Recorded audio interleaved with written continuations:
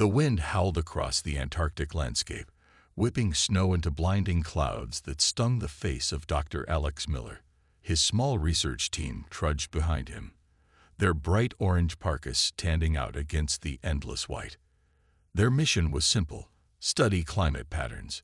What they would find was anything but. "The readings are getting stronger," shouted Lisa, her voice barely audible over the wind. She held up a device that blinked rapidly with blue light, about 50 meters ahead. Alex nodded, squinting through his goggles. For 3 days, their instruments had detected strange energy pulses beneath the ice. Energy that shouldn't be there. Energy that didn't match anything in their scientific records. "Mark, set up the ground scanner," Alex ordered. The tall man nodded and began unpacking equipment from his backpack. Within minutes, they stared at a screen showing what lay beneath their feet. Alex's breath caught in his throat. "That's not natural," Lisa whispered. The scanner revealed perfect geometric shapes under 20 meters of ice. Not rock formations, not ancient ice caves. These were walls, corridors, a structure. "We need to call this in," Mark said, already reaching for the satellite phone. Alex shook his head. "Let's take a closer look first. We might be misreading the scan." They weren't. 4 hours later, after melting through the ice with thermal equipment, they stood before a massive metal door embedded in what appeared to be a wall made of a smooth black material, unlike anything they had ever seen. "This predates human civilization," Lisa said, running her gloved hand over symbols etched into the door's frame. "These markings don't match any known ancient language." "How is that possible?" Mark asked. "Nothing this advanced could exist from that time period." Alex didn't answer. He was too focused on what appeared to be a panel next to the door. It glowed faintly blue when he approached. Without thinking, he placed his palm against it. The ground beneath them rumbled. The door, silent for what must have been thousands of years, began to slide open. "Should we really go in there?" Mark asked, fear evident in his voice. "We're scientists," Alex replied, switching on his flashlight. "This is what we do." The corridor beyond the door was dark but not cold. In fact, the temperature inside was surprisingly comfortable. Their flashlights revealed walls made of the same strange black material, which seemed to absorb light rather than reflect it. They walked for several minutes until the corridor opened into a vast chamber. Their flashlights couldn't reach the ceiling or the far walls, but what they illuminated in the center made them freeze in their tracks. A glass-like container stood on a raised platform. Inside was a humanoid figure, easily 7 feet tall, suspended in a clear liquid that occasionally rippled with blue electricity. The being had pale skin with faint patterns that looked almost like circuits running beneath the surface. Its face was eerily human-like, yet different in subtle ways that made Alex's skin crawl. "Is it alive?" Lisa whispered. As if in response, lights began to flicker on throughout the chamber. A low hum filled the air, growing steadily louder. The liquid in the container bubbled and drained away through unseen pipes. "We should leave," Mark said, backing toward the corridor. "Now." But it was too late. The container opened with a hiss of escaping gas. The figure inside remained motionless for a moment. Then its eyes snapped open. They were silver, with no pupils or irises, and they fixed directly on Alex. The being stepped out of the container, movement stiff at first, but becoming more fluid with each passing second. It towered over them, regarding them with those unnerving metallic eyes. When it spoke, its voice was deep and resonant, somehow perfectly understandable despite a slight mechanical quality. "The revival sequence is complete. How long has it been?" Alex swallowed hard. We don't know when you went to sleep." The being tilted its head slightly. "Who are you?" "I'm Dr. Alex Miller. These are my colleagues, Dr. Lisa Chen and Mark Johnson. We're scientists studying climate patterns." "Scientists," the being repeated, as if testing the word. "Your civilization has advanced then. Good. There may still be time." "Time for what?" Lisa asked. "Who are you?" "I am Sentinel. I was placed here to guard this world against the return of the enemy." Enemy? Mark had stopped backing away, curiosity overcoming fear. Sentinel walked to what appeared to be a control panel and placed his hand on its surface. The entire chamber lit up, and holographic images appeared in the air around them. Stars, planets, and what looked like massive ships moving between them. The Void Striders. They nearly destroyed this world once before. I was wounded in the battle and placed in stasis while the planet healed. Sentinel turned to face them. "My awakening was programmed to occur when the enemy approaches again. Since you did not wake me intentionally, I must assume the automated systems have detected their return." As if to confirm his words, the ground beneath them shook. Not just a small tremor, but a sustained vibration that made dust fall from the ceiling. "What's happening?" Alex shouted over the noise. "Defense systems activating. They have been dormant for too long. The power surge will cause disruptions." Sentinel moved with sudden urgency to another panel. "The orbital sensors are coming online. They will be visible from your planet's surface." Around the world at that moment, people looked up at the night sky in wonder and fear. Satellites thought dead for centuries lit up like new stars. Ancient structures hidden beneath oceans and mountains hummed with awakening power. And in every major city, communications failed as electromagnetic pulses disrupted power grids. In the Antarctic chamber, Sentinel's expression grew grim as he studied the holographic displays. "It is as I feared. They are already at the edge of your solar system. We have very little time." "Time for what?" Alex asked, struggling to comprehend the scale of what was happening. Sentinel looked at him, those silver eyes reflecting the holographic lights around them. "To prepare this world for war. A war your people know nothing about, but were born to fight." He gestured to the images of Earth now floating before them. This planet was once a fortress world, the final line of defense against the darkness. Your people, humans, were meant to grow alongside the technology left behind, to become its wielders when the enemy returned. "But we found nothing," Lisa said. "No ancient technology, no weapons."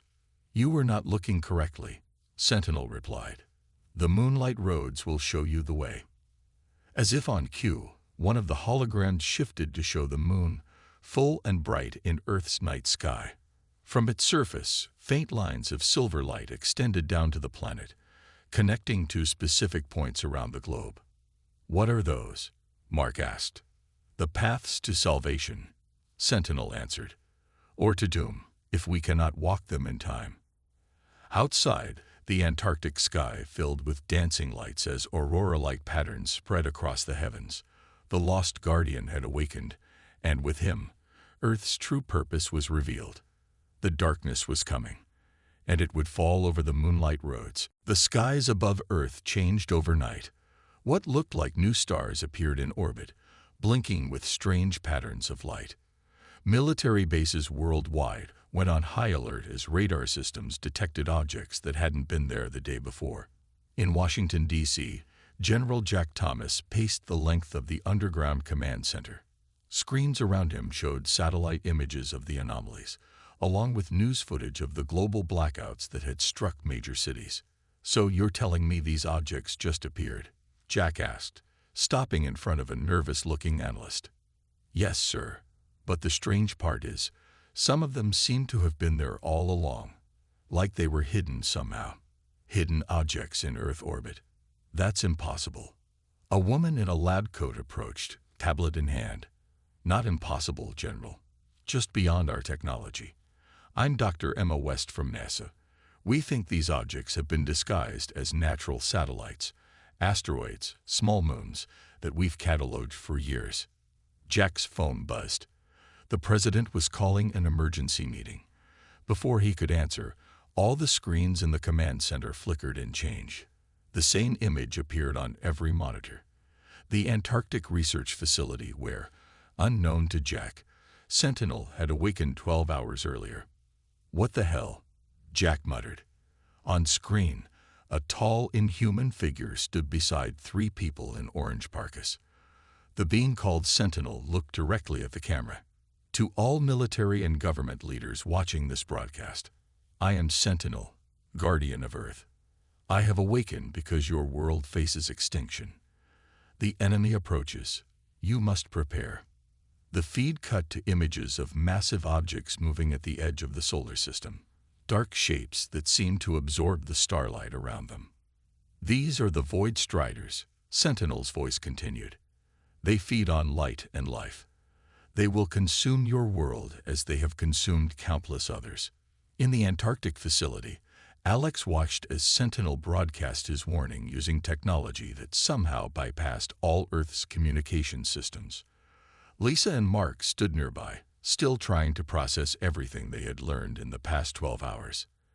They won't believe him, Mark said quietly. They'll think it's a hoax or an attack. Lisa nodded. Would you believe it if you weren't standing here? Alex didn't answer.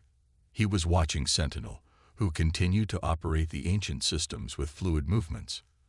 I need to show them more, Sentinel said, turning to Alex. Your people must understand their true history.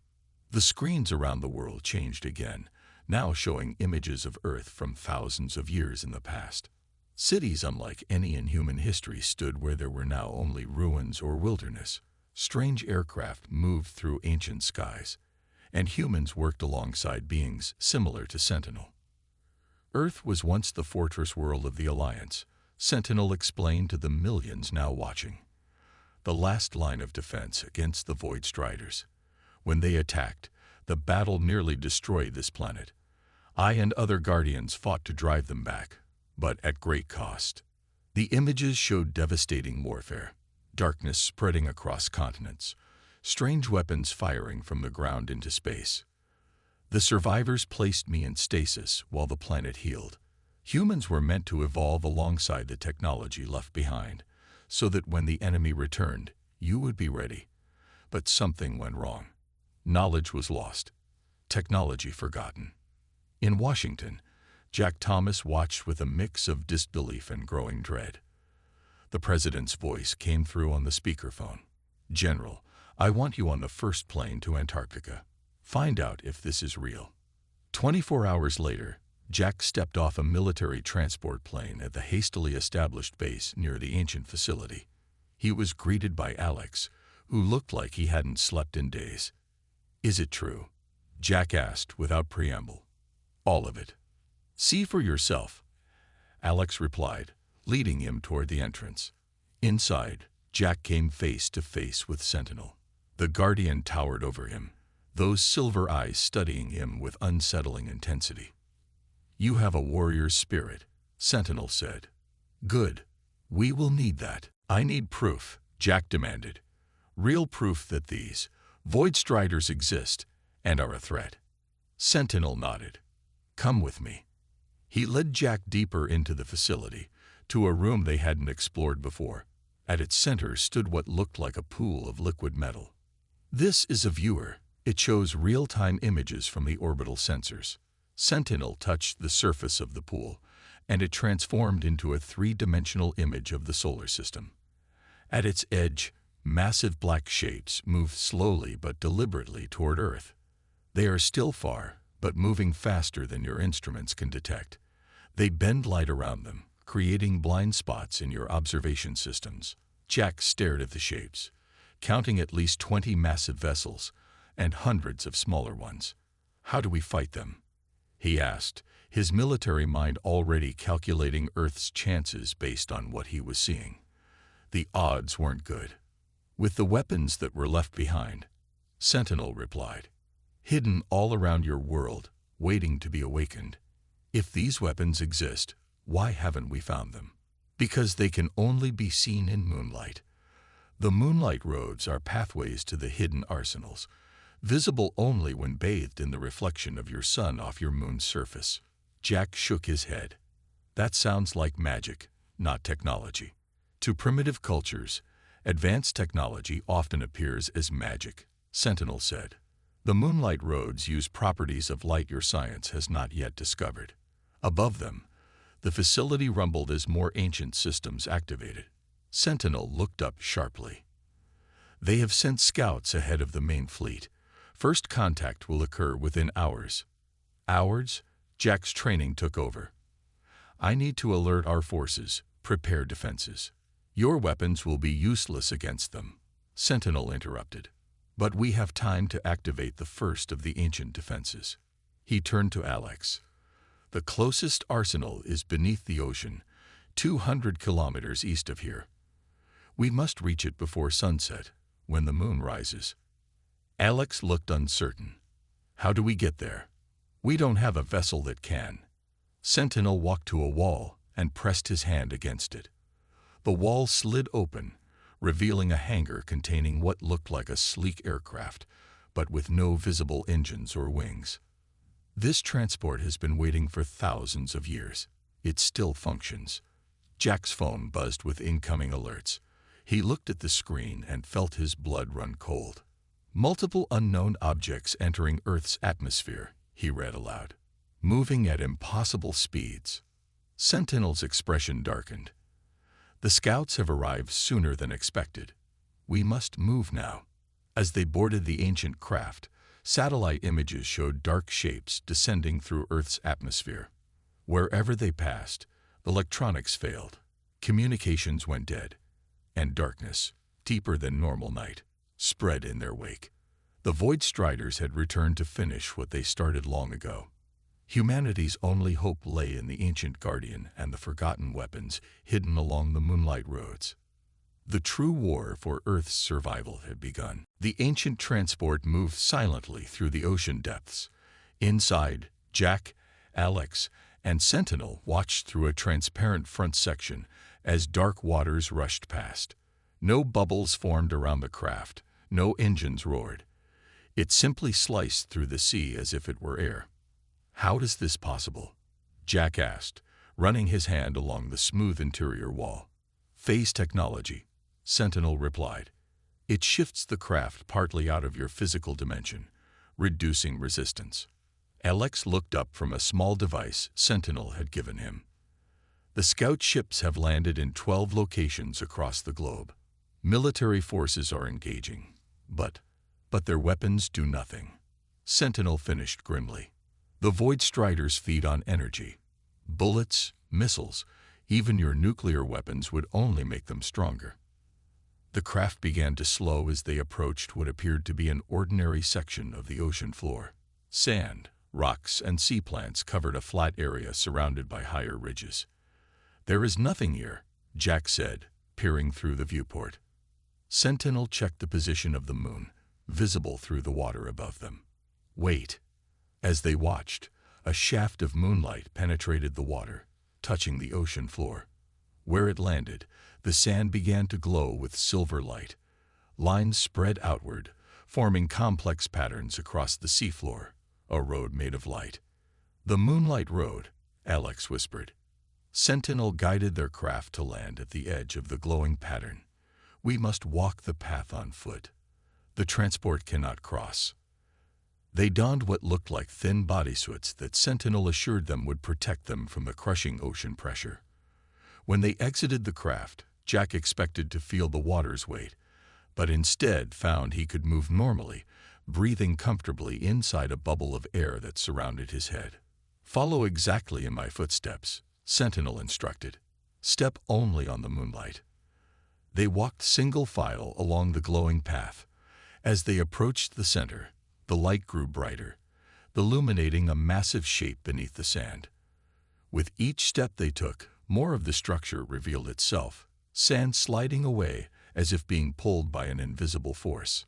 Finally, they stood before a pyramid-like building that had been completely hidden moments before. A doorway opened in its side, spilling more silver light. The first arsenal, Sentinel said, leading them inside. The interior was vast, much larger than the outside suggested possible. Rows of sleek objects that resembled weapons lined the walls. Strange machines filled the central chamber, their purposes unknown. Most of these systems have been dormant too long, Sentinel said, examining the equipment. They need human interface to reactivate. Human interface? Jack asked. What does that mean? Sentinel turned to him. Your species was engineered to connect with this technology. The knowledge was lost, but the capability remains in your genetic code. He led them to what appeared to be a control center.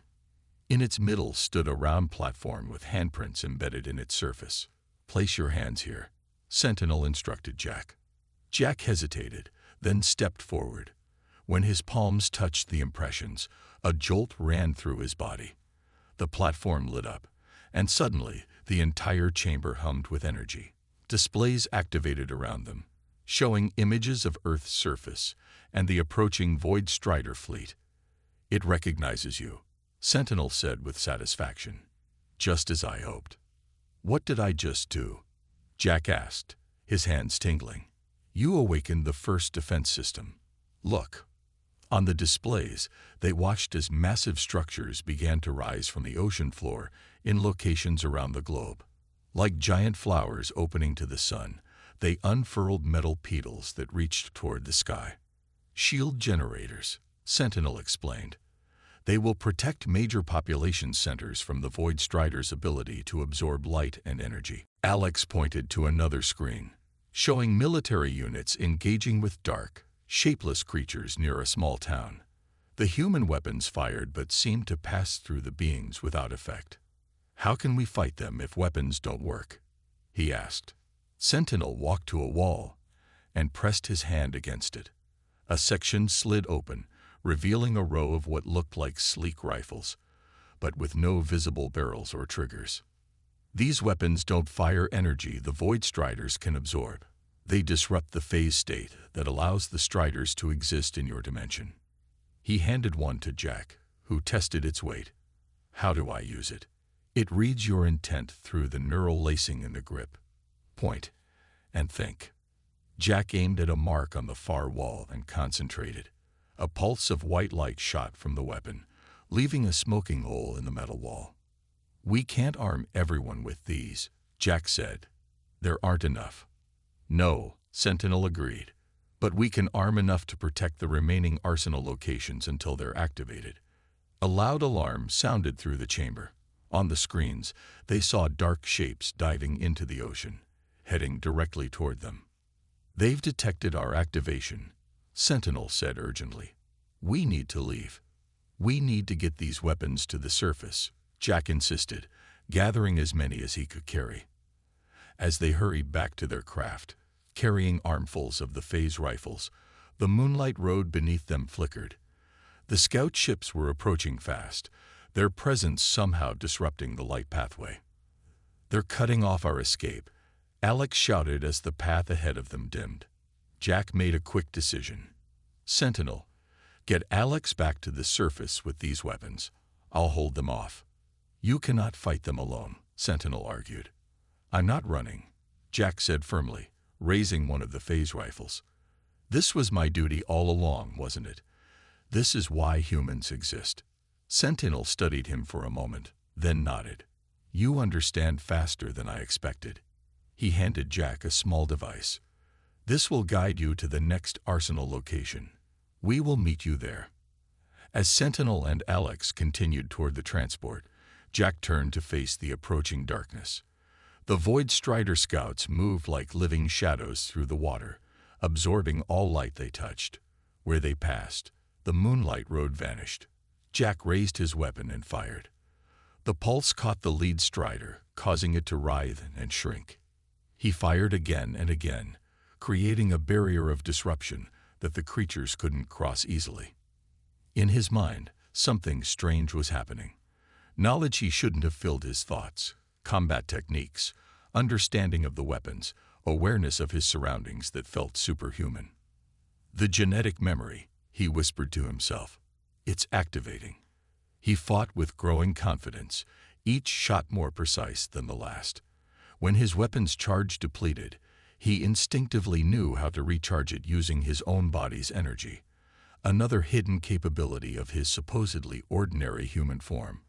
On the surface, news outlets worldwide showed footage of the massive shield generators rising from oceans and lakes. People gathered in streets, looking up in wonder and fear as the sky darkened with approaching Void Strider ships.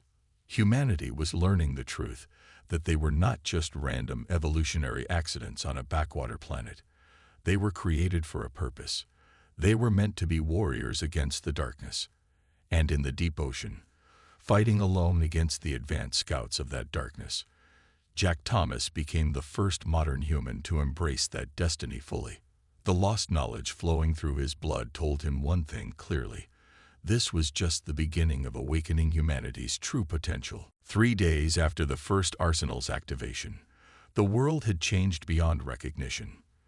The skies over major cities darkened as massive Void Strider ships positioned themselves in the upper atmosphere, absorbing sunlight and casting permanent shadows below. Only the shield generators, now active in 12 locations around the globe, kept the darkness at bay in protected zones. People crowded into these safe areas as the regions beyond the shields grew cold and dim. In a hastily established command center beneath the Rocky Mountains, Maya Rivera worked frantically on the ancient technology Sentinel had brought from other arsenal sites, a brilliant engineer who had been developing quantum computers before the invasion. Maya was one of the few humans who could understand and adapt the Guardian technology. "The power coupling needs to be adjusted," she muttered, her fingers moving deftly inside an open panel of what looked like a handheld device. "Our materials aren't as conductive as whatever they used." Alex watched her work, still amazed at how quickly she had grasped the alien science. "How many can you make?" "With the materials we have, maybe 500. Not nearly enough." She closed the panel and tested the device. It hummed with energy. "But they'll work." The door to the lab slid open, and Jack entered. He looked different than he had a few days ago. His movements were more fluid, his eyes more alert. The genetic memories were changing him. "Sentinel is back," he announced, "and he's not alone." They followed Jack to the main chamber where Sentinel stood with 3 humans. These people moved with the same fluid grace as Jack, their eyes holding the same awakened knowledge. "The Void Striders have begun ground assaults in unshielded areas," Sentinel reported. "These 3 fought them off in Europe using newly activated weapons." One of them, a woman with short gray hair, stepped forward. "The Moonlight Roads appeared in France, just as you said they would. We followed them to an arsenal beneath Mont Blanc." Tanya was a school teacher before this, Jack explained to Alex and Maya. "Now she's commanding our European defense." "The genetic memory," Maya said, understanding. "It's activating in others too." Sentinel nodded. "Those with the strongest Guardian bloodlines are awakening first. Your ancestors were carefully selected and bred over thousands of years for this moment." On the large screens surrounding them, footage showed battles raging across the globe. Dark figures moved through streets, absorbing light and leaving cold emptiness behind. Where humans touched these beings, they withered and aged instantly. But in some places, humans fought back effectively. Small teams equipped with phase rifles moved through the shadows, driving the Void Striders back. And in rare footage, individuals like Jack and Tanya demonstrated abilities beyond normal human limits: enhanced strength, impossible speed, and even limited control over light itself. "The shields won't hold forever," Sentinel said, pointing to data streams showing power levels. "The main Void Strider fleet is draining them faster than we can recharge." "We need to take the fight to them," Jack said. "Hit their mothership." Maya looked up from her work. "With what?" "Even with the phase rifles, we'd need to get past thousands of their scout ships." Sentinel walked to the center of the room where a holographic map of Earth floated. "There is another way. The final arsenal isn't on Earth at all." He touched the hologram, and it shifted to show the moon. "The command center for Earth's entire defense network is there. From it, we can activate all remaining weapons simultaneously." "How do we get to the moon?" Alex asked. "Our spacecraft would be shot down immediately." Sentinel smiled for the first time since they'd met him. "We won't use spacecraft. We'll use the Moonlight Roads." "The roads go to the moon?" Jack asked incredulously. "Where do you think they originate?" Sentinel replied. "The moon base creates them. They are highways of coherent light and phase-shifted space. With the right activation, they become transportation routes, not just pathways to arsenal locations. Maya's eyes widened with understanding. The moon isn't natural, is it? Parts of it are, Sentinel confirmed. But much of it was constructed as Earth's last line of defense, a command center that could continue functioning even if the planet fell. A loud alarm blared through the facility. On the screens, they saw Void Strider ships converging on their location. "They found us," Tanya said, reaching for her weapons. "We need more time," Maya protested. "I haven't finished adapting the phase technology for mass production." Sentinel looked grim. "Time is something we don't have. The Lunar Command Center must be activated now." He turned to Jack. "You will lead a team to the moon." "How do we activate the Moonlight Road as transport?" Jack asked. Sentinel placed his hand on Jack's chest. A brief glow passed between them, and Jack gasped as new knowledge flooded his mind. "I've transferred the activation codes," Sentinel said, his voice suddenly weaker. "My energy reserves are depleting. I cannot go with you." "What will happen to you?" Alex asked with concern. "Parts of me will power crucial defense systems here," Sentinel replied. "What remains will continue to fight alongside your people." Outside, the mountain shook as Void Strider weapons struck the shields protecting the base. Darkness seeped through small ruptures in the energy barrier. "We need to move now," Jack ordered. He selected 4 others, including Tanya, for his moon team. "Maya, you keep working on the phase technology. Alex, help Sentinel coordinate the ground defenses." Maya handed each member of the moon team one of her adapted devices. "These should help amplify your awakening abilities. I've modified them based on what I've learned about human guardian interfaces." As the team prepared to depart, Sentinel led them to a chamber deep within the mountain. It looked ordinary until moonlight streamed through a carefully positioned skylight. Where the light touched the floor, a moonlight road appeared, brighter and wider than any they had seen before. "The road will take you directly to the Lunar Command Center," Sentinel instructed. "Once there, find the central core and activate all systems. The authentication is in the knowledge I transferred to Jack." Jack nodded, then looked at his team. "Ready?" They stepped onto the moonlight road together. The light intensified around them until it was blinding. They felt a sensation of movement without motion, as if the universe shifted around them while they stood still. When the light faded, they stood in a vast chamber built of the same black material as the Antarctic facility. Through transparent sections of ceiling, they could see the starry sky, and hanging large and blue in the darkness, Earth. They had reached the moon. "Look," Tanya whispered, pointing to Earth. From this vantage point, they could see the true extent of the invasion. Darkness covered nearly half the planet, spreading like spilled ink across continents. Only the shielded areas remained bright, small islands of light in a growing sea of shadow. "The final battle begins now," Jack said, leading his team deeper into the lunar facility. "Either humanity reclaims its destiny, or Earth falls to darkness forever." The Lunar Command Center hummed with ancient power as Jack and his team moved through its vast chambers. Unlike the arsenals on Earth, everything here was perfectly preserved, as if time itself had stopped within these walls. "According to the knowledge Sentinel gave me, the central core should be ahead," Jack said, leading them down a wide corridor lined with glowing symbols. Tanya walked beside him, her hand resting on her phase rifle. "Do you think the Void Striders know we're here?" "They must," Jack replied grimly. A power surge this large couldn't go unnoticed. They entered a massive circular room with a ceiling that opened to the stars. In its center stood a crystal column that pulsed with soft blue light.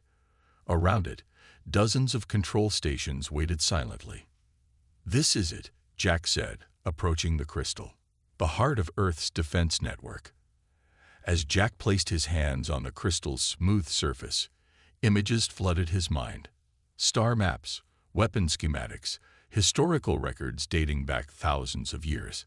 He saw Earth as it once was, a gleaming fortress world at the edge of a vast alliance of planets. He saw the first Void Strider invasion and the devastating losses that followed.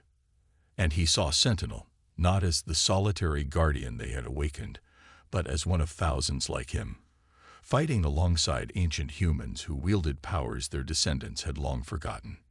"Jack," Tanya's voice pulled him back to the present. "Are you all right?" Jack blinked, his eyes now glowing faintly silvered like Sentinel's. "I understand now. Everything." He moved to a control panel and began activating systems with confident motions, as if he had done this 1,000 times before. The moonlight roads were never just paths to arsenals, he explained as he worked. They're a global network designed to channel human consciousness into the defense grid. Humans weren't just protected by guardians, we were being cultivated to become the next generation of guardians ourselves. On Earth, something extraordinary began to happen. In every location where a moonlight road touched the ground, the silver light grew brighter, spreading outward like flowing water. People who stepped into this light found themselves suddenly connected to each other and to the Lunar Command Center. Maya, working in her lab beneath the Rocky Mountains, gasped as the light flowed around her feet. Suddenly, she could see through the eyes of others around the world. She could feel their thoughts, their fears, and their growing determination. "It's a neural network," she whispered in awe. In the command center beneath the mountain, Sentinel watched the phenomenon spread across monitors showing locations worldwide. Despite his weakening state, he smiled. "It is happening at last," he said to Alex, who stood beside him. "The final awakening." In major cities, in remote villages, in refugee camps within the shielded zones, people found themselves bathed in moonlight that shouldn't have been possible through the dark canopy of Void Strider ships. The light connected them, showing them their true heritage and purpose. And with that knowledge came power. Ordinary humans began to push back the darkness. Where Void Striders touched the moonlight, they recoiled as if burned. People who had never held weapons found themselves instinctively channeling light into protective barriers. On the moon, Jack felt the connection forming. Millions of minds linked to the command center through him, their collective consciousness becoming a weapon more powerful than any physical arsenal. "It's time," he told his team. "Help me activate the final defenses." They each took positions at control stations, guided by the genetic memories now fully awakened within them. As they worked, the crystal column in the center of the room glowed brighter, sending pulses of energy down to Earth along the moonlight roads. In orbit above Earth, dormant satellites that had been disguised as space debris for millennia suddenly activated. They positioned themselves in a precise geometric pattern around the planet and began to glow with the same silver light as the moonlight roads. The Void Strider mothership, a massive construct of darkness larger than any city on Earth, began to move toward the moon. It had detected the command center's activation and recognized the threat it posed. "They're coming for us," one of Jack's team warned, pointing to a display showing the approaching ship. "Let them come," Jack replied calmly. "Everything is ready." In the mountain base on Earth, Sentinel suddenly straightened, his silver eyes flaring bright. "They have done it," he told Alex. "The network is active." He walked to a wall and placed his hand against it. A hidden compartment opened, revealing a small device that pulsed with the last of his energy. "Take this to the highest point of the mountain," he instructed Alex. "It will amplify the signal from the moon." "What about you?" Alex asked, noticing how Sentinel's form seemed less solid than before. "My purpose is complete," Sentinel replied. "What energy remains in me will join the network." As Alex hurried to carry out this final task, Sentinel's body began to dissolve into particles of light that flowed upward through the facility and into the sky. On the moon, Jack felt Sentinel's consciousness join the network. With it came the last pieces of knowledge they needed. "Now," Jack commanded. His team activated their stations simultaneously. The crystal column erupted with blinding light that shot upward through the open ceiling and outward through the lunar surface. The satellite network around Earth responded, creating a web of silver light that surrounded the planet. Where this web touched Void Strider ships, They began to dissolve, their darkness consumed by the very light they had tried to absorb. The mothership halted its approach to the moon as smaller vessels around it disintegrated. It began to retreat, but Jack wasn't going to let it escape. "Channel everything through the main array," he ordered. "Focus on the mothership." Every human connected to the network felt the command. Across Earth, people turned their thoughts toward the sky, toward the fleeing darkness. The moonlight roads brightened to an almost unbearable intensity. From the Lunar Command Center, a beam of concentrated light, powered by the collective will of humanity, struck the Void Strider mothership. For a moment, the massive vessel seemed to absorb the energy, growing larger. Then, with a silent flash visible from Earth's surface, it collapsed in on itself and vanished. The remaining Void Strider ships scattered, fleeing back to the depths of space from which they had come. On Earth, the darkness receded. Sunlight returned to areas that had been shrouded. The moonlight roads, rather than fading with the victory, remained visible, now a permanent part of the planet's surface, shining silver pathways connecting every continent. Jack looked down at Earth from the Lunar Command Center. The blue planet now glittered with the silver network that had always been its destiny. "What now?"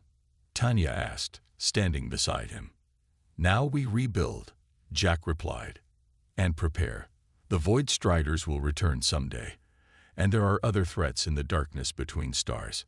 He touched the crystal column one last time, sending a message through the network to every human connected to it. "We are not just the inhabitants of Earth.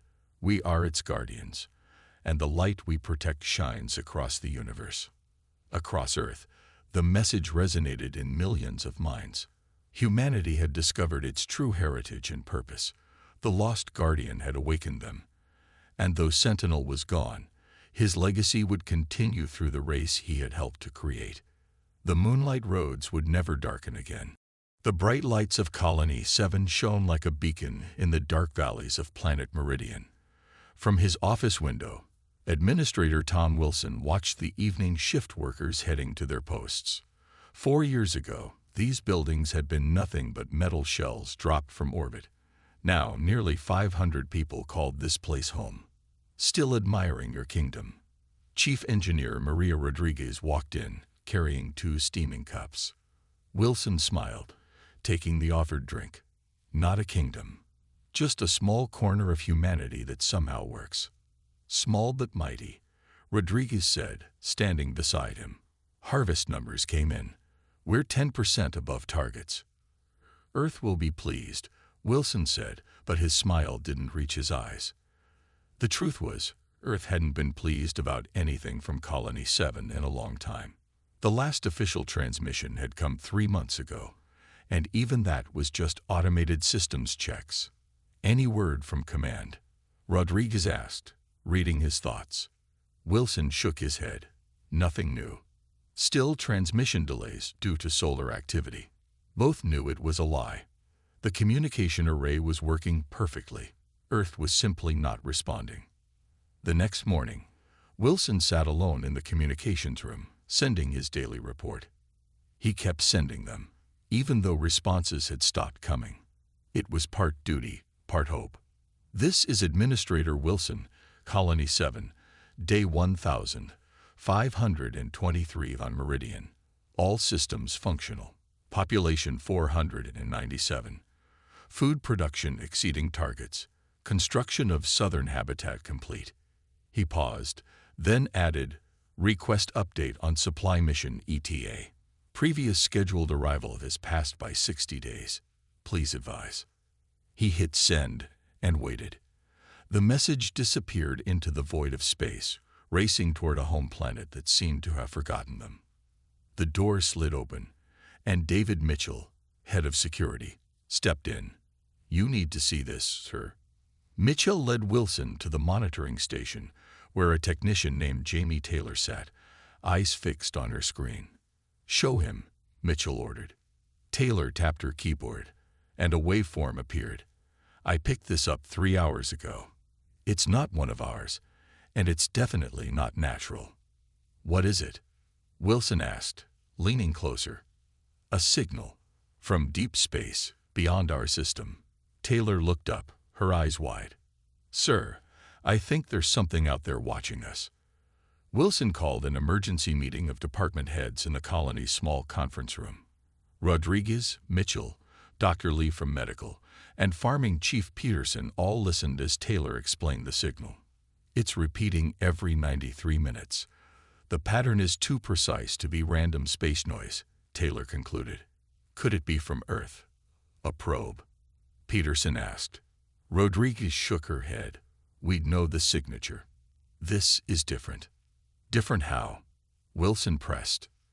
It's not using any human communication protocol I've ever seen, Taylor admitted. And the energy pattern, it's like nothing in our database. Dr. Lee removed her glasses. Are we talking about aliens? The room fell silent.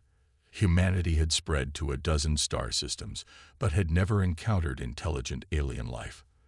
There were theories, of course, and even some fossilized microbes found on Mars. But nothing living, nothing intelligent. We need to tell Earth, Mitchell said firmly. I've been trying, Wilson replied. For months now. Try harder, Mitchell urged. Use the emergency channels. I'll prepare a full report with the signal data, Wilson decided. Taylor, keep monitoring. Rodriguez, I want our defense systems checked. Just in case. As the meeting disbanded, Wilson held Rodriguez back. When they were alone, he revealed what he'd been hiding for weeks. I got a message from Admiral Barnes. Unofficial. Personal channel. Wilson's voice was low. Colony 7 has been officially designated as non-essential. Rodriguez stared. What does that mean? It means Earth isn't coming back. United Space Command has redirected all resources to the inner colonies. We're too far, too expensive. Wilson's shoulders sagged. They've abandoned us, Maria. Over the next 3 weeks, Wilson sent 17 emergency messages to Earth about the signal. Each transmission included Taylor's increasingly detailed analysis. The signals were growing stronger, suggesting whatever was sending them was coming closer. No response came from Earth. In the colony greenhouse, Rodriguez found Wilson staring at the newly planted saplings from Earth's maple trees. The colonists are asking questions, she said. They know something's wrong. What do I tell them? That their government decided they're not worth the fuel to reach them. Wilson touched a small leaf. That we're on our own at the edge of human space. Tell them the truth, Rodriguez said. They deserve that much. Wilson looked at her. And start a panic. Have them lose faith when we need unity most. They're stronger than you think. Wilson considered this, then shook his head. Not yet. Let's give Earth one more chance. He gestured around them. Meanwhile, I need you to accelerate your project.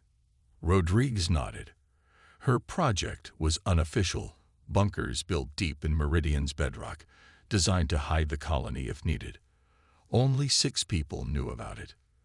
The first section will be ready in a month, she said. Make it 2 weeks, Wilson replied.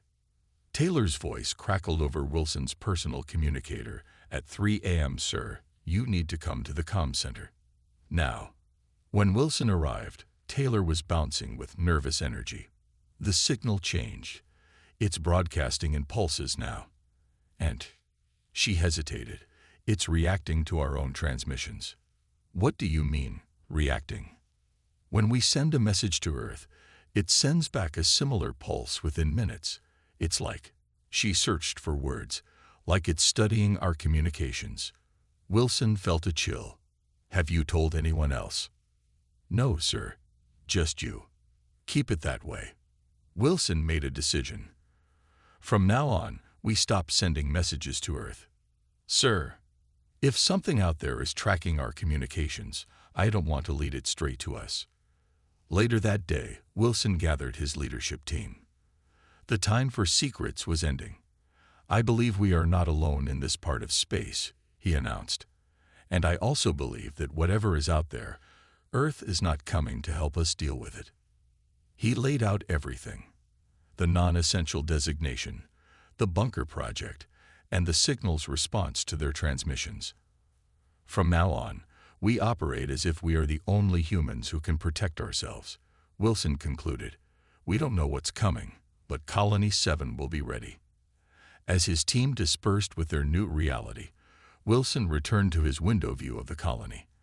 The lights still shone in the darkness, but now they seemed less like a beacon of human achievement and more like a target painted on an alien world, visible to unknown eyes that watched from the darkness between the stars. They were alone, and something was coming. 3 years had passed since Colony 7 last received any communication from Earth. Life on Meridian had changed. The colonists no longer looked to the skies for supply ships. Instead, they looked up with worry. Administrator Wilson stood in the newly built watchtower, his eyes fixed on the stars above. The colony had expanded despite being abandoned. New buildings spread across the valley floor, farms stretched to the horizon, and children born on Meridian now outnumbered those from Earth. Still stargazing, Rodriguez asked, climbing the ladder to join him. Old habits, Wilson replied. Any update from Taylor? Rodriguez handed him a tablet. The signals are stronger. Whatever's out there, it's getting closer. Wilson studied the data. The mysterious signals that Taylor had discovered 3 years ago had become a regular part of colony life. Some colonists even called them the Space Whispers. How are the bunkers? Wilson asked. Finished last month. Enough room for everyone, supplies for a year. Rodriguez leaned against the railing. Though I still hope we never need them. Wilson nodded but said nothing. Hope was in short supply these days. The alert came at midday. Taylor's voice echoed through the colony speakers. Unidentified object entering Meridian orbit. This is not a drill. All personnel to alert stations. In the command center, Wilson found organized chaos. Screens showed a massive object moving into position above the colony. What am I looking at? Wilson demanded. Taylor's fingers flew across her keyboard. It appeared out of nowhere, sir. 1 minute nothing, the next. She pointed to the largest screen. That. The object was unlike anything Wilson had ever seen. It wasn't the sleek, practical design of Earth ships. This was organic, almost alive, with curves and protrusions that seemed to pulse with energy. Is it a ship? Mitchell asked, security team at his back. Has to be, Rodriguez replied. Too structured to be natural. Wilson made a decision. All non-essential personnel to the bunkers. Security team on full alert. Taylor, open all communication channels. Sir, Taylor looked up in surprise.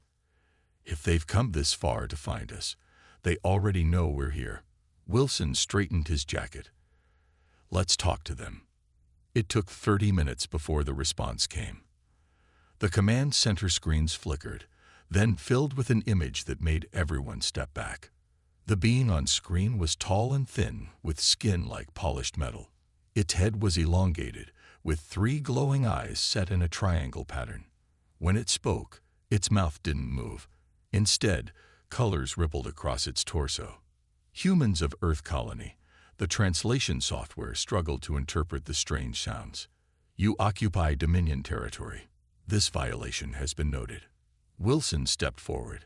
I am Administrator Wilson of Colony 7.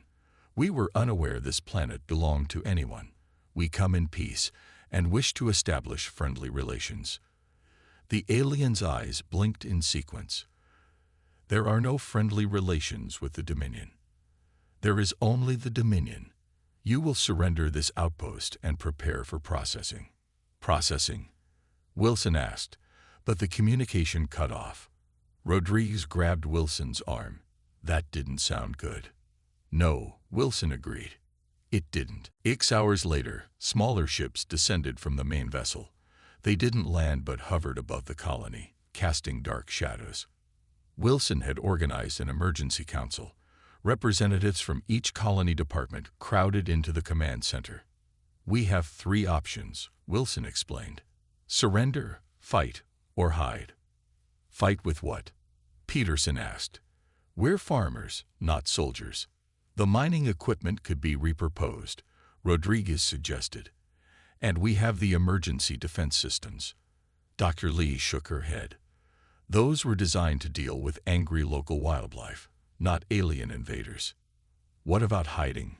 Someone asked. The bunkers would protect us for a while, Mitchell said. But eventually, we'd have to come out. Wilson looked at each face in the room. I won't decide this alone. We vote. The vote was close, but in the end, they chose to attempt one more peaceful contact before considering other options. Wilson and Rodriguez approached the designated meeting point, an empty field half a mile from the colony center. 3 figures emerged from one of the hovering ships and descended slowly. Up close, the aliens were even more unnerving. They moved with fluid grace that seemed impossible for their jointed limbs. I am Administrator Wilson. This is Chief Engineer Rodriguez. We wish to. Your titles are irrelevant. The middle alien interrupted. The Dominion requires this world. You are trespassers. We've been here for 7 years, Rodriguez countered. We've built a life here. Your duration of trespass does not change its nature. The alien extended a limb, revealing a device. Your colony will be dismantled. Your people will be cataloged and relocated. Relocated where? Wilson asked. To appropriate facilities. The alien's eyes pulsed. The Dominion has use for human biological material. Wilson felt his blood run cold. We're not biological material. We're people. This is our home. Not anymore. The alien activated the device. A pulse of energy shot outward in all directions. Throughout the colony, every electronic system went dead simultaneously. Wilson's communicator fell silent. Rodriguez's tablet darkened. The dismantling begins now, the alien announced. Resistance is noted but irrelevant. The attack came without warning. Dozens of the smaller ships descended on the colony, firing weapons that didn't kill but paralyzed. Colonists fell where they stood, unable to move as the aliens methodically began collecting them.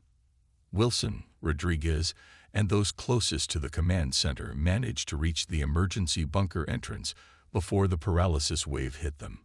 Get everyone inside. Wilson shouted as the heavy doors began to close. They watched on emergency-powered screens as their home was invaded. The aliens moved through buildings, scanning equipment, taking samples from farms and labs. What do they want? Someone sobbed. Us, Rodriguez said grimly. They want us. In the darkness of the bunker, surrounded by terrified colonists, Wilson felt the weight of leadership crushing down. Earth had abandoned them, and now aliens wanted to process them. They were truly alone. Then Taylor pushed through the crowd.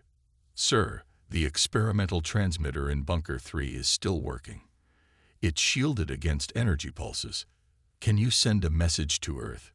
Wilson asked, a spark of hope lighting in his chest. Taylor hesitated. I think so.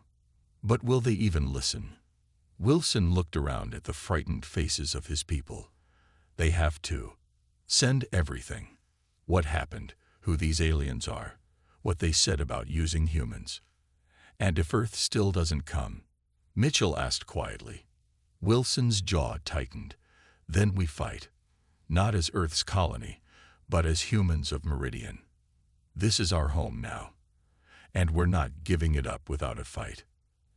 As Taylor rushed off to send the message, Rodriguez laid out makeshift weapons on a table. Mining tools, repurposed farm equipment, and the few stunners from security. Not much of an arsenal, she admitted. It's enough to start a resistance, Wilson replied, picking up a tool that could serve as both weapon and means to free those captured. The Dominion thinks we're just biological material. Time to show them what humans are really made of. Outside, above the colony they had built from nothing, the alien ships continued their systematic invasion, unaware that beneath their feet, the real fight was just beginning. 6 months had passed since the Dominion arrived. Colony 7 was now barely recognizable. The once thriving community had been transformed into a labor camp. Tall metal fences surrounded the main buildings and alien guards patrolled day and night. Deep beneath the surface, in the hidden network of bunkers that Rodriguez had built, the resistance gathered. What had started as 40 frightened colonists had grown into a determined force of nearly 200. "Report," Wilson said, his voice rough from lack of sleep. The former administrator looked different now, thinner, harder, with a long scar across his cheek from a close encounter with a Dominion guard. Mitchell, now the Resistance's head of operations, spread a hand-drawn map on the table. "They've set up a new processing center here." He pointed to where the colony school once stood. "Taking 5 to 10 colonists each day." "For what?" asked a young woman named Rice, one of their newest escapees. "Research," Dr. Lee said quietly. "They're studying how our bodies work, how we think, what makes us human." The room fell silent. Everyone knew what happened to those taken to the processing centers. No one ever returned. "What about the signal?" Wilson asked, turning to Taylor. Taylor had become the Resistance's communications expert, spending hours studying Dominion technology.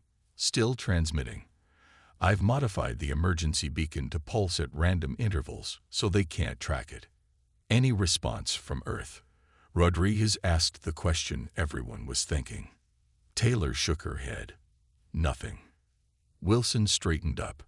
"Then we continue as planned. Earth isn't coming. We fight for ourselves now." The Resistance had 3 main operations: gathering intelligence, freeing captive colonists, and sabotaging Dominion equipment. Today, all 3 would happen at once. In the early morning, Rodriguez led a small team toward the colony's former power plant. The Dominion had modified it to produce energy for their ships and equipment. In her hands, she carried a device she had spent weeks building. "Remember," she whispered to her team, "plant the device and get out. 20 minutes until detonation." Across the colony, Mitchell and his fighters prepared for the distraction. Using modified farming equipment and the few weapons they had stolen from the aliens, they would attack the guard post at the north fence. Meanwhile, Wilson and Taylor had the most dangerous job. While the Dominion forces were distracted, they would infiltrate the command center, formerly Wilson's office, to access the alien communication system. Everyone clear. Wilson asked over their makeshift radio system. 3 confirmations came back. "For Meridian," Wilson said, and the operation began. Rodriguez moved silently through the maintenance tunnels beneath the power plant. The Dominion didn't understand human infrastructure well, which gave the Resistance one small advantage.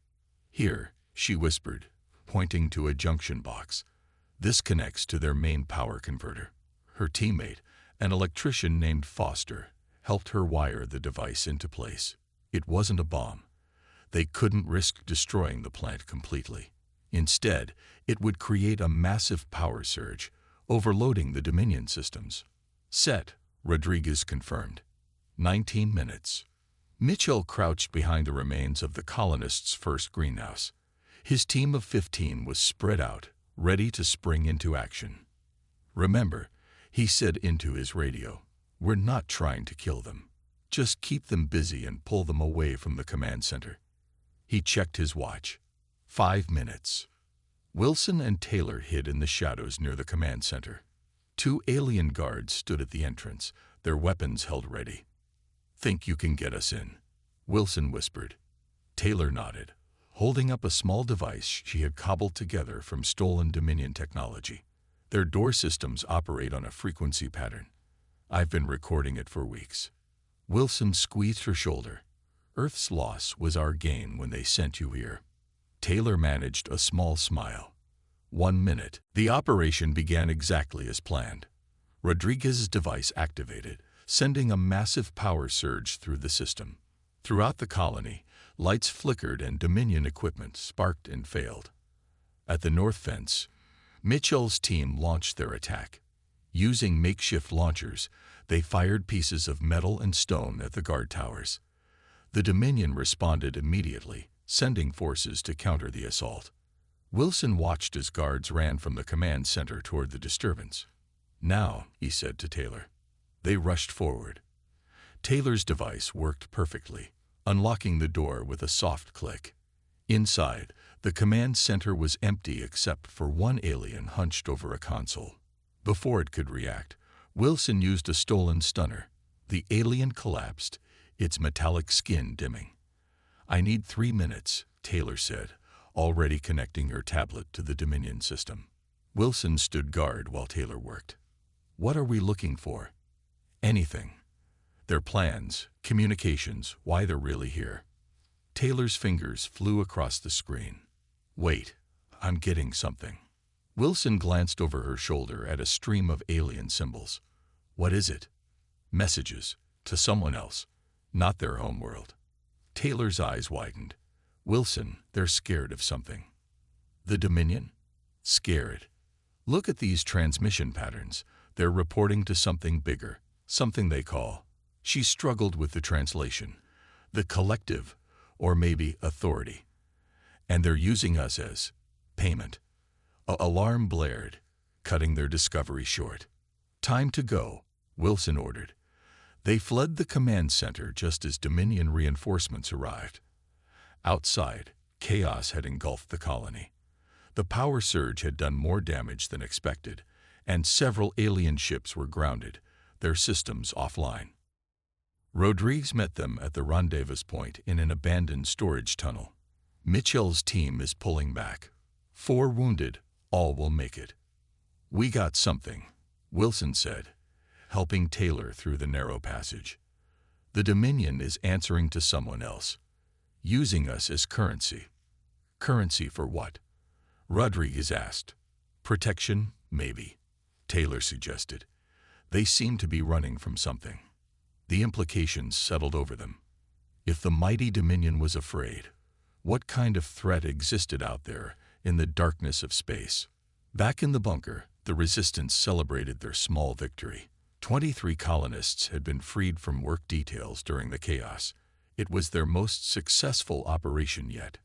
Wilson watched the reunions, families embracing, friends crying with relief. Despite everything, human spirit remained unbroken. Taylor approached, her tablet in hand. "I've decoded more of the transmission. There's something big coming, Wilson. The Dominion is preparing for it."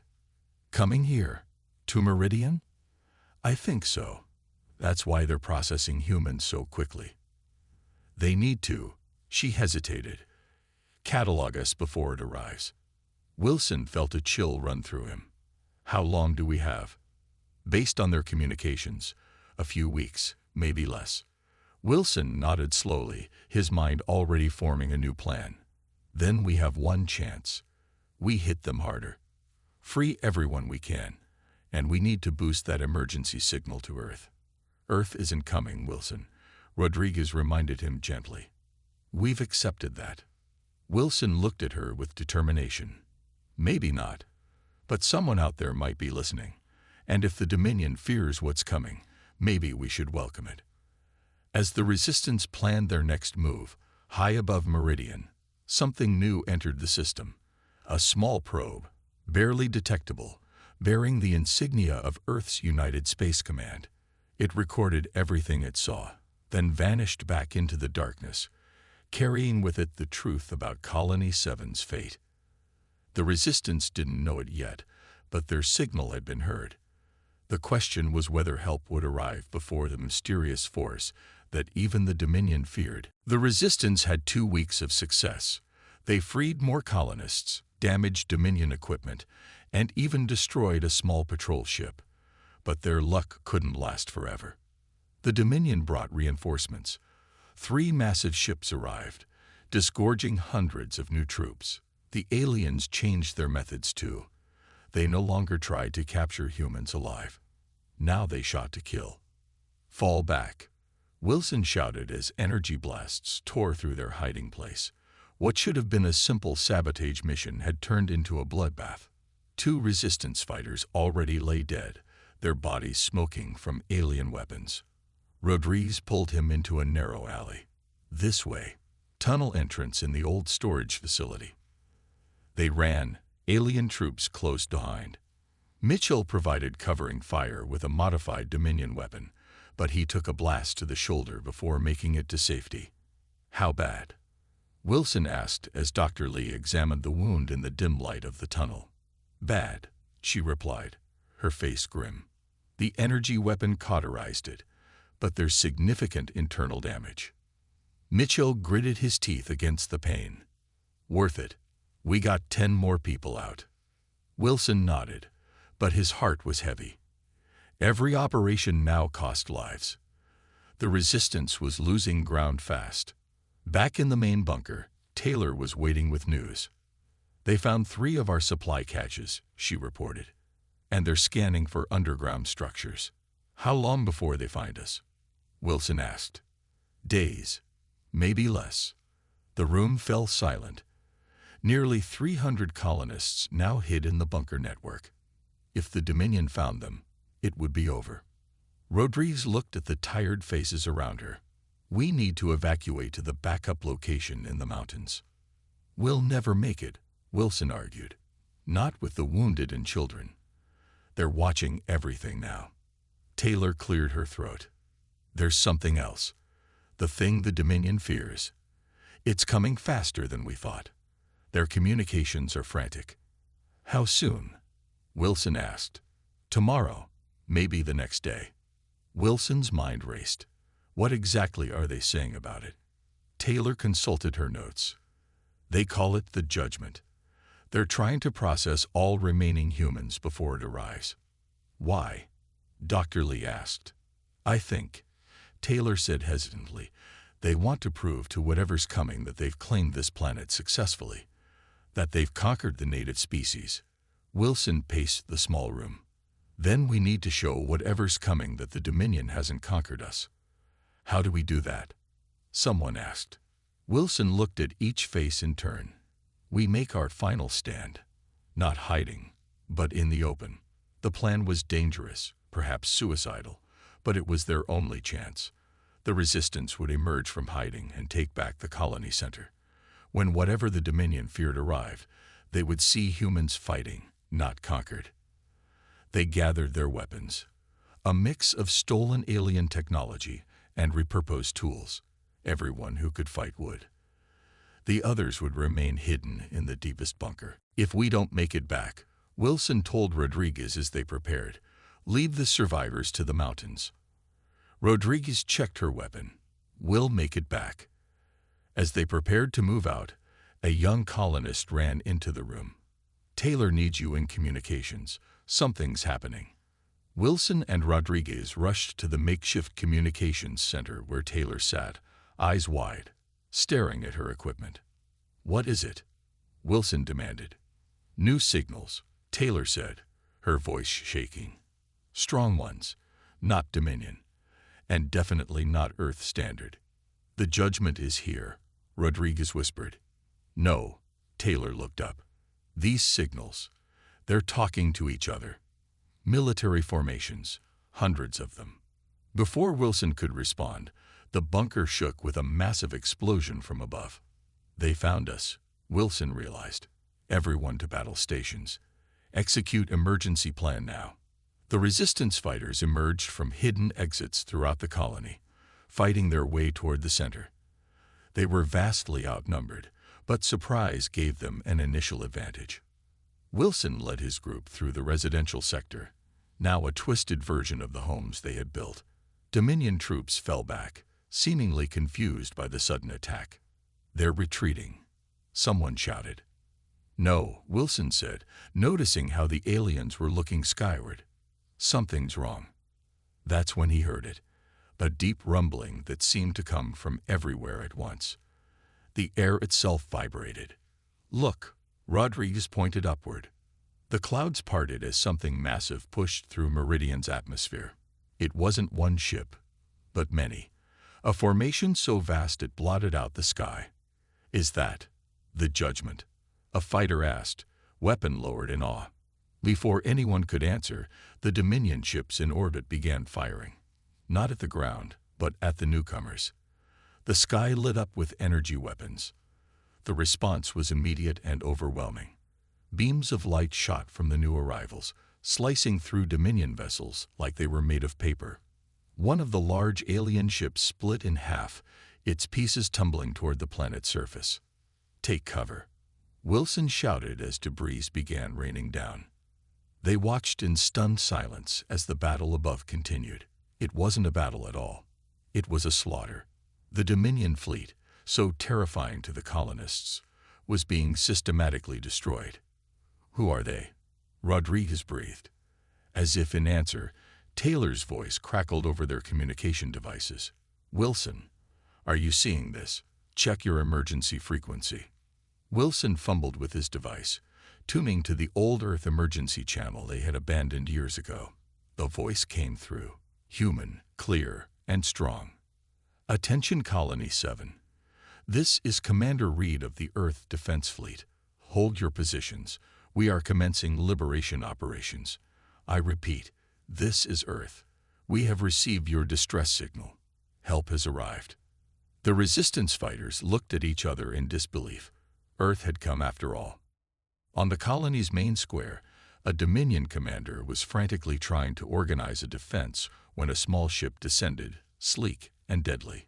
It bore the insignia of the United Space Command, the double Earth emblem that no colonist had seen in years. The ship's weapons made short work of the alien troops. Its side opened, and soldiers emerged, human soldiers in advanced combat gear. Wilson stepped forward, hands raised to show he wasn't a threat. "I'm Administrator Wilson, Colony 7. The lead soldier removed her helmet, revealing a woman with Commander's insignia. "Commander Reed. Sorry we're late." "Late?" Wilson almost laughed. "We thought you weren't coming at all." Reed's expression hardened. The Dominion made a mistake when they attacked a human colony. They're about to learn what happens when you mess with Earth. Above them, more ships descended, hundreds of them, forming the mightiest fleet humanity had ever assembled. The resistance fighters cheered, some crying openly. Earth hadn't abandoned them. Earth had been preparing. The Dominion troops that remained were running now, desperate to escape the fury raining down from above. But there was nowhere to run. Earth had come, and it had come with vengeance. The colony's main hall, once a gathering place for community meetings, now served as Earth Fleet's command center. Screens showed the ongoing battle in orbit and the systematic liberation of human settlements across Meridian. Wilson sat across from Commander Reed, still trying to process everything that had happened in the last 24 hours. "You never abandoned us," he said, his voice a mix of relief and accusation. Reed's expression softened slightly. "Not in the way you think. When communication stopped, it wasn't because Earth didn't care. It was because something bigger was happening." She activated a holographic display showing dozens of star systems. Red markers pulsed in several locations. 6 years ago, our deep space monitors detected the Dominion for the first time. We watched them conquer 3 non-human civilizations before they turned toward human space. "And you did nothing?" Rodriguez asked. She had joined them after helping organize medical care for the wounded resistance fighters. "We did everything," Reed corrected. "We built this fleet, developed weapons that could match theirs, trained soldiers, but we needed time, and we needed the Dominion to underestimate us. So you used us as bait," Wilson realized. Reed didn't flinch from the accusation. "Colony 7 was one of 12 outer settlements we deprioritized. Our models showed the Dominion would target these colonies first. Each was given emergency protocols and bunker plans, just like you received. You knew they were coming and didn't warn us." Rodriguez's voice rose in anger. "If we had warned you, the Dominion would have known we knew about them." Reed's voice was calm but firm.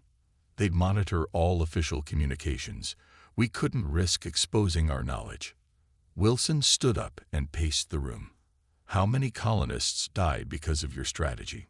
"Too many," Reed admitted. "But how many billions would have died if the Dominion had reached Earth unprepared?" "They don't just conquer, Administrator Wilson. They harvest. Entire species used as resources." The room fell silent as her words sank in. "What happens now?" Taylor asked. She had been quietly analyzing the fleet communications from a corner workstation. Reed nodded to a soldier who brought forward a data tablet. Now we finish what you started. The resistance you built didn't just save your people. It gave us invaluable intelligence about Dominion tactics and technology. The colonists deserve to know the truth, Wilson insisted. They will, Reed agreed. But first, we have a war to win. The liberation of Meridian took 3 days. Earth forces systematically cleared every Dominion outpost and facility. The aliens fought fiercely at first, then desperately as their defeat became inevitable. Wilson walked through the colony center, now secure under Earth protection. Children played in open areas for the first time in months. Medical teams treated the injured. Construction crews already worked to repair damaged buildings.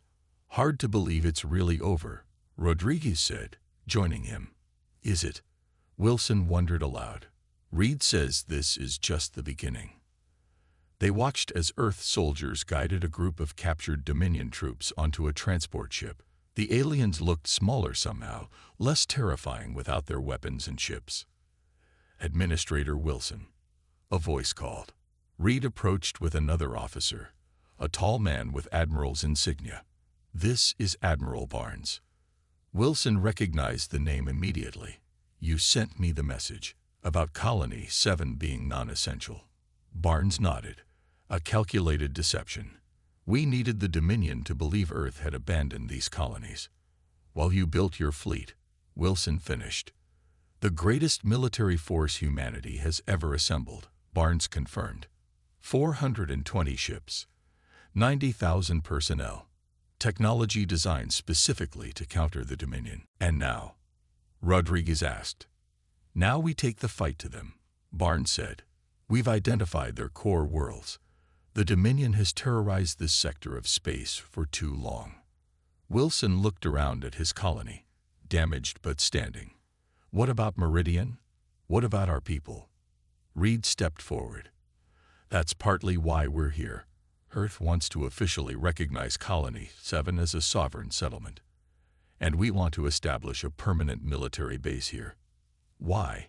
Wilson asked, suspicious. Because you're the front line, Barnes explained. Not just against the Dominion, but whatever else is out there. Humanity is expanding, Wilson. What happened here has changed Earth. We're not hiding anymore. That evening, the colonists gathered in the rebuilt community square, all 512 survivors, plus nearly 2,000 Earth personnel. The colony had never seen so many people. Wilson stood on a makeshift stage alongside Rodriguez Taylor and a bandaged but standing Mitchell. Admiral Barnes addressed the crowd, explaining Earth's strategy and apologizing for the hardships the colony had endured. When he finished, he turned to Wilson. Administrator, would you like to say something? Wilson stepped forward, looking at the faces of his people. They had changed. No longer just colonists. They were survivors, fighters, the people who had held on when everything seemed lost. For years, we thought no one was coming, he began. We believed we were abandoned, forgotten by Earth. We learned to depend on ourselves, to fight our own battles. We became something new here, not just an Earth colony, but the people of Meridian. He gestured to the Earth ships visible in the evening sky. Now Earth has returned, more powerful than we imagined. But they didn't save us. We saved ourselves until they arrived. Remember that. Whatever comes next, remember what we endured and what we built here. The crowd cheered as Wilson stepped back. Rodriguez squeezed his hand. Nice speech. I meant every word, he replied. Later, as the celebration continued, Wilson stood at his old window in the administration building. The view had changed. Earth ships now dotted the landscape, and the night sky was filled with the lights of the orbiting fleet. Taylor joined him, holding a data tablet. Reed gave me access to their communications network. Look at this. She showed him a long-range scan of space beyond the Meridian system. Hundreds of green dots moved in formation, more Earth ships, coming to reinforce the fleet. They're really taking the fight to the Dominion, Wilson observed. Not just that, Taylor said, eyes bright with excitement. They've made contact with 3 other spacefaring species, allies against the Dominion. Humanity isn't alone out here. Wilson smiled for what felt like the first time in years. We never were. Outside, more ships descended through the clouds, bringing supplies, personnel, and new colonists. Colony 7, now officially renamed Meridian Prime, was becoming something new, a symbol of humanity's resilience and determination. The colony that everyone thought had been abandoned was now the front line of humanity's expansion into the stars. The Dominion had chosen the wrong species to conquer, the wrong planet to invade. They had thought no one would come to save a forgotten outpost. They never imagined that when humanity finally arrived, it would come not just to rescue a colony, but to challenge the Dominion's very existence. As night fell on Meridian Prime, the mighty fleet continued to grow, a shining promise in the darkness of space. Humanity had arrived, and the galaxy would never be the same.